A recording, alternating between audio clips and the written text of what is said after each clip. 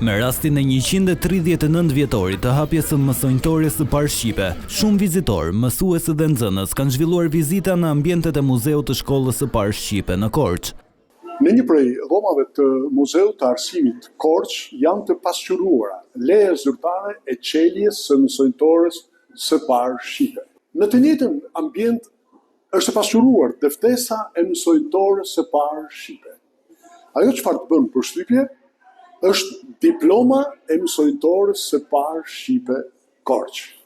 Kjo shkollë historike, e njohur si mësonjtoria e parë shqipe, u hap më 7 mars 1887 dhe mbetet një nga simbolet më të rëndësishme të arsimit dhe identitetit kombëtar shqiptar. Si ka thënë mësuesja që dita e 7 marsit është dita kur është hapur shkolla e parë shqipe.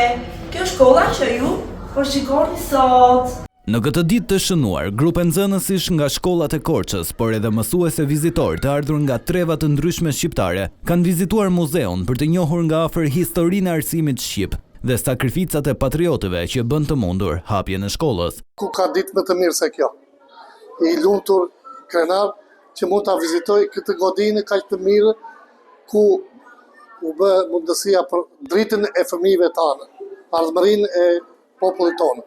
Gjatë vizitave, nxënësit janë njohur me dokumente historike, fotografi dhe materiale që tregojnë rrugëtimin e arsimit në gjuhën shqipe, si dhe me figurat e para të mësuesve që kontribuan në përhapjen e dijes.